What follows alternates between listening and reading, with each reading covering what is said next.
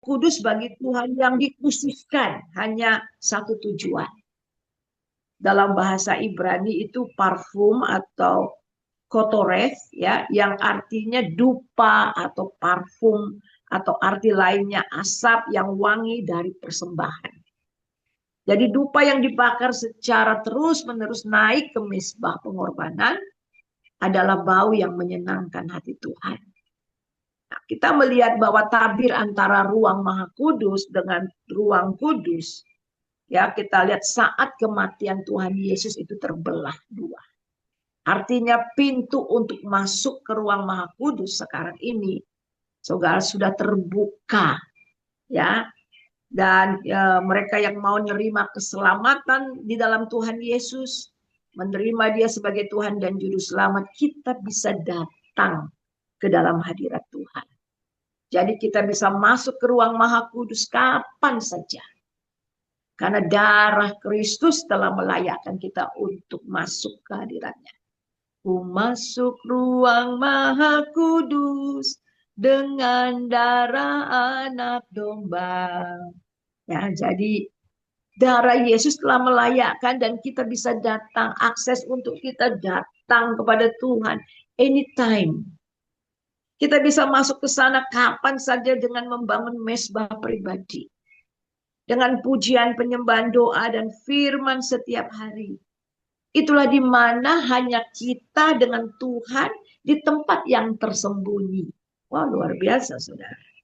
Di dalam Matius 6 ayat 6, tetapi jika engkau berdoa, masuklah ke dalam kamarmu, tutuplah pintu berdoa, berdoalah kepada Bapamu dan yang melihat tersembunyi, maka Bapamu yang melihat yang tersembunyi akan membalas kepadamu.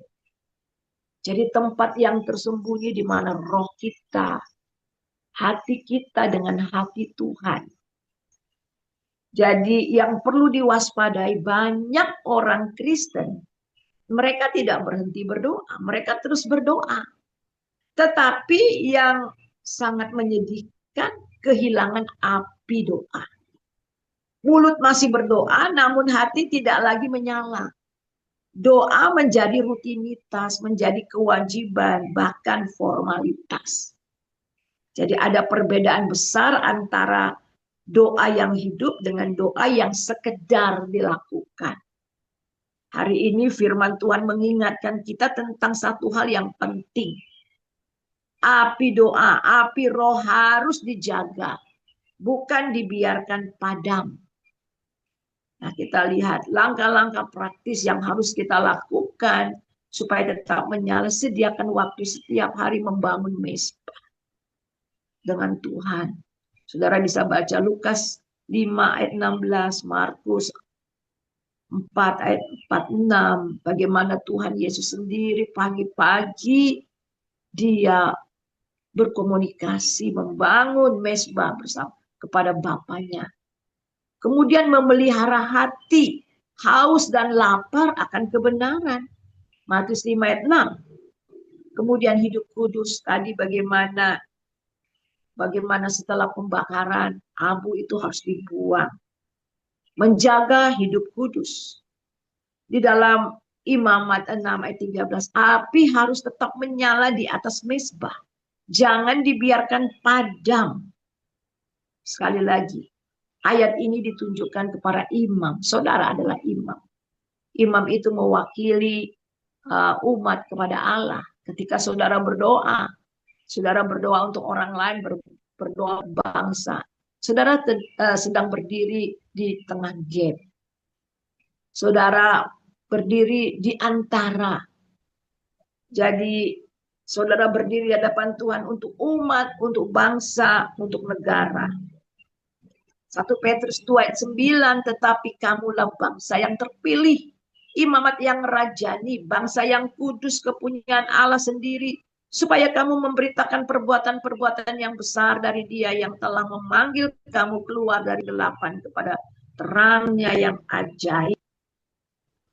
Dan di dalam Roma 12 ayat 1, karena itu saudara-saudara, demi kemurahan Allah aku menasihatkan kamu, supaya kamu mempersembahkan tubuhmu sebagai persembahan yang hidup, yang kudus, dan yang berkenan kepada Allah. Itu adalah ibadah yang sejati. Alkitab juga mengatakan bahwa kita ini adalah bait Allah, di mana roh Allah tinggal di dalamnya. Itu artinya roh Allah tinggal di dalam kita. Karena kita ini bait Allah, apa yang terjadi di bait Allah? Api menyala. Mesbah harus terus menyala. Ya, saudara. Di situ ada penyembahan, ada pujian, ada ibadah yang dilakukan setiap hari secara pribadi dengan Tuhan maupun secara kooperatif. Jadi mesbah doa itu ada tempat kita mencurahkan isi hati kita. Sekali lagi, hati, dari hati kita, hati Tuhan, dari hati Tuhan ke hati kita. Nah, mesbah ini di mana kita disucikan, kita dipulihkan, kita dikuatkan. Jika mesbah diabaikan, maka hubungan dengan Tuhan menjadi jauh, meskipun aktivitas rohani tetap ada. Kita bisa aktif secara rohani, luar biasa. Tetapi apakah api masih ada di situ? Secara aktivitas, pelayanan, semuanya masih jalan. Tetapi pertanyaannya, apakah api masih menyala atau sudah mulai redup? Hanya kita dan Tuhan yang tahu akan hal itu. Jadi api doa itu akan tetap menyala jika kita mengalami perjumpaan secara pribadi dengan Tuhan, dengan intim, sama seperti bapak dan anak, sama seperti seorang sahabat dengan sahabat, sama seperti seorang suami dan istri. Ketika kita mengalami perjumpaan dengan Tuhan setiap hari, maka ada impartasi kuasa, ada impartasi kebenaran, ada impartasi kasih. Nah, ini yang tidak bisa iblis jamah, saudara. Ketika hubungan kita impartasi dari hati ke hati, hadirat Tuhan, ada impartasi kuasa, sehingga kita dapat melakukan perkara-perkara ajaib oleh kuasa Roh Kudus. Ada impartasi kebenaran, sehingga hidup kita betul-betul hidup dalam kebenaran, kerinduan kita melakukan kebenaran, dan kasih terus dilimpahkan ke dalam hati kita, baik kepada Allah maupun kepada sesama. Itu dikerjakan oleh Roh Kudus ketika hubungan kita terus-menerus terhubung dengan Tuhan. Nah, ketika Roh Tuhan bersekutu dengan roh kita, saudara, maka terjadi impartasi. Itu dapat saudara lihat di dalam 2 Korintus 4 ayat 16, Efesus 4 ayat 24. Di dalam 2 Korintus 4 ayat 16, sebab itu kami tidak tawar hati, tetapi meskipun manusia lahiriah kami semakin merosot, namun manusia batiniah kami diperbaharui dari hari ke hari. Umur bisa menjadi tua, lahiriah merosot ya. Saya ingat hari ini ulang tahun Ibu Diana ya. Selamat ulang tahun Bu. Ya, kita melihat yang berikutnya, api doa berasal dari Tuhan tetap dijaga. Sekali lagi, di dalam imamat kita sudah pelajari di atas, itu harus dipelihara, dijaga, jangan sampai padam. Ini mengajarkan prinsip rohani, Tuhan yang memberi api. Sekali lagi, Tuhan yang memberi api. Manusia bertanggung jawab memeliharanya. Banyak orang berkata, saya tidak lagi merasakan api doa. Banyak orang yang berkata begitu. Pertanyaan ini bukan apa Tuhan masih beri api, tetapi apakah kita masih menjaga api itu. Saya udah nggak merasakan, sepertinya api doa udah nggak ada. Walaupun kita berdoa, tapi ada api nggak di situ? Ada hadirat Tuhan nggak di situ? Nah, Roh Kudus mau menyala-nyala dalam hati kita. Saudara, ketika kita berdoa, Roh Kudus turut berdoa untuk kita. Justru di dalam doa itu ada pernyataan-pernyataan. Tadi saya katakan, bukan hati kita saja curhat kepada Tuhan, tapi Tuhan juga curhat kepada kita. Saya banyak mendapat Tuhan memberikan hal-hal justru di dalam doa ketika saya berdoa. Atau ketika saya berdoa untuk satu suku, itu suku Madura. Tiba-tiba saya menangis sejadi-jadinya. Saya bingung kenapa saya menangis sejadi dan saya sedih sekali. Terus saya bilang, Tuhan, saya patahkan utang darah caruk hak. Sungguh saudara, saya nggak pernah dengar caruk itu. Bahkan saya nggak pernah ngucapin, tapi saya bisa ngucapin di doa itu. Dan saya nggak ngerti, terus mau pikiran saya jalan. Saya bilang sambil doa, apa itu Tuhan? Hutang darah. Langsung kemudian hutang darah. Beberapa bulan kemudian kami ada doa di Bali ya, dengan jaringan doa wanita. Ada seorang satu kamar, dia cerita, Bu mau tahu nggak? Orang Madura itu ya, Bu, kita harus banyak doa. Walaupun mereka udah pinter, udah sekolah pinter katanya. Tapi masih terikat dengan satu, apa katanya, hutang darah. Saya langsung ingat doa saya. Oh, apa itu? Caruk. Saudara, kita melihat, jadi ketika ada impartasi, ada perjumpaan secara pribadi. Itu bukan hanya formalitas, tetapi itulah yang membuat kita berapi-api. Membuat kita bisa berjam-jam berdoa. Dan ketika itu, saudara, ada kekuatan, ada kasih melimpah. Ingat, ketika Musa spend time dengan Tuhan, 40 hari dia bersama dengan Tuhan secara pribadi. Ketika dia turun, mukanya bercahaya. Ada kemuliaan Tuhan tuh di atas. Jadi ada kesegaran yang baru ketika kita masuk ke hadirat Tuhan. Ada pemulihan, ada kemuliaan yang terjadi. Api tidak padam karena badai besar, saudara. Tetapi api itu bisa padam karena kelalaian kecil yang dibiarkan. Api doa padam karena apa? Yang pertama, kesibukan dan kelelahan rohani. Saudara bisa melayani Tuhan. Saya akui saya kadang-kadang lelah banget. Tugas begitu banyak. Saya mengembalakan sidang. Saya mengajar. Ya saudara. Saya pergi dari kota ke kota. Dari desa ke desa. Dari luar negeri juga. Banyak kadang-kadang. Menyita banyak waktu dan akhirnya kelelahan. Musuh tidak selalu menghentikan kita doa.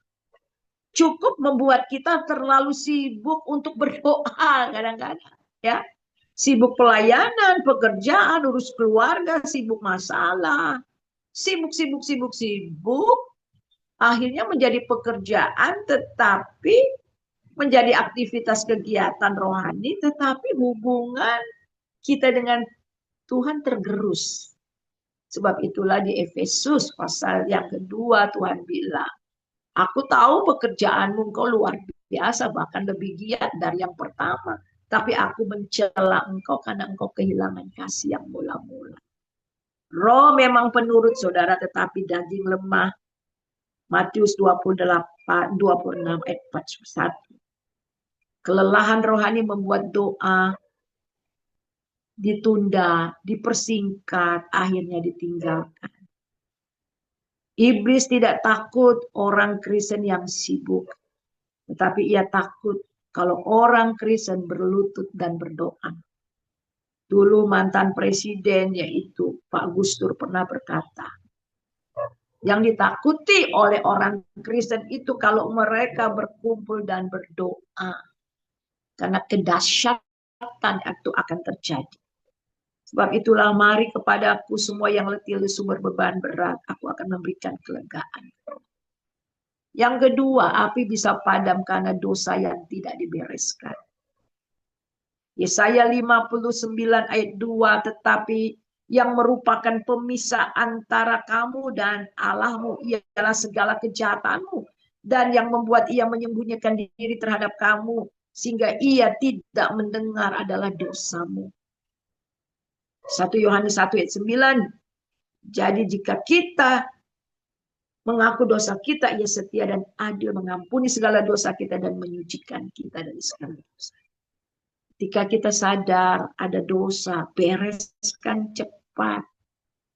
Kalau dibiarkan itu akan memadamkan api roh yang ada dalam hidup saudara. Api doa bisa padam, ada tekanan hidup.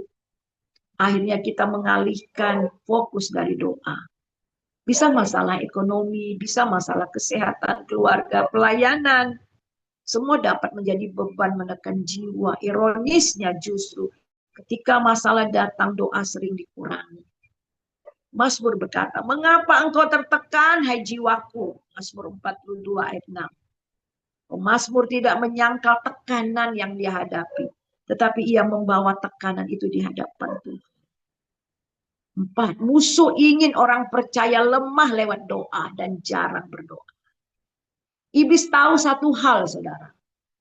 Orang percaya yang berdoa adalah orang yang berbahaya bagi kerajaan setan, bagi kerajaan kegelapan. Karena itu Petrus menasihati, sadarlah dan berjaga-jagalah.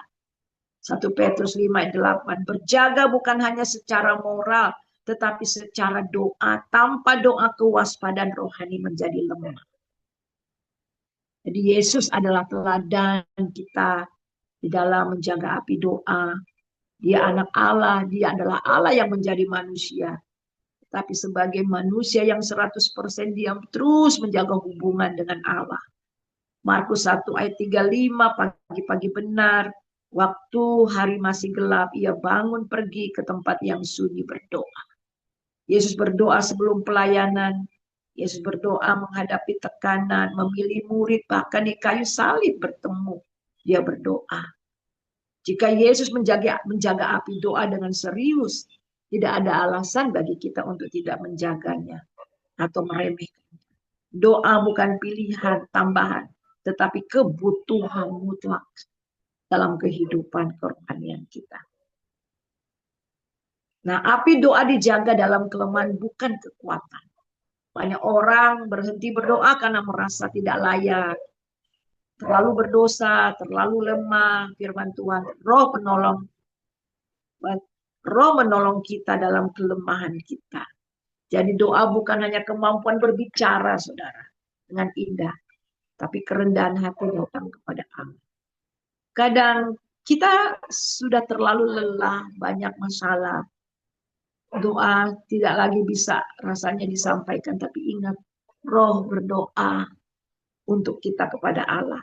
Justru kita katakan, Tuhan, aku nggak sanggup lagi. Justru saat itulah api bisa menyala. Nah, firman Tuhan, yang terakhir, firman Tuhan adalah bahan bakar api doa. Api tidak menyala tanpa kayu. Demikian pula doa tanpa firman akan kering. Jika kamu tinggal dalam aku dan firmanku tinggal dalam kamu, mintalah apa saja yang kau kehendaki, maka kamu akan menerimanya. Ketika kita tinggal dalam dia dan firmannya tinggal dalam kita, maka kehendak kita itu seiring dengan kehendak Tuhan. Jadi orang yang jarang membaca firman Tuhan, imannya mudah goyah, pengharapannya lemah. Nah sekarang saudara, sebagai penutup, jika hari-hari ini api doa kita mulai redup, jangan langsung menyalahkan diri, periksalah. Apakah kita terlalu sibuk? Apakah kita terlalu lelah dengan segala macam pekerjaan dan masalah kita? Sehingga jiwa kita tertekan. Apakah kita memikul beban sendirian tanpa membawanya kepada doa? Tuhan tidak memanggil kita untuk kuat tanpa doa, tetapi datang segera dalam segala kelemahan kita. Matius 11 ayat 28 sekali lagi. Marilah kepadaku semua yang letih lesu dan berbeban berat. Api doa dapat dinyalakan ketika kita membereskan semua yang terjadi dalam hidup kita dan kembali masuk ke dalam hadirat Tuhan. Maka hadirat Tuhan, api doa itu menyala kembali ketika kita ada di dalam hadirat-Nya. Amin. Mari kita berdoa, kita mau mengucap syukur untuk firman Tuhan. Minta Ibu Diana berdoa mengucap syukur untuk firman Tuhan pada pagi ini. Tuhan Yesus, terima kasih untuk firman Tuhan yang luar biasa yang sudah disampaikan oleh hamba-Mu, Ibu Suryani, pada pagi ini. sehingga kami boleh mengerti bagaimana kami bisa menjaga api doa dalam hidup kami. Tuhan tolong supaya kami menghadirkan mezbah doa pribadi setiap hari dengan Tuhan. Menikmati hadirat-Mu, bercakap-cakap, berkomunikasi dengan Tuhan, dan mendengarkan suara-Mu, suara Roh-Mu yang kudus. Terima kasih Tuhan. Ajar kami menjadi anak-anak-Mu yang begitu terbuka kepada Tuhan. Begitu polos seperti anak kecil di hadapan Tuhan. Dan ajar kami Tuhan membereskan segala sesuatu yang perlu kami bereskan untuk tidak menghalangi doa-doa kami, api doa kami terus berkobar di hadirat Tuhan. Membereskan hidup kami, membereskan dosa kami, membereskan hati kami, kesombongan, kebodohan,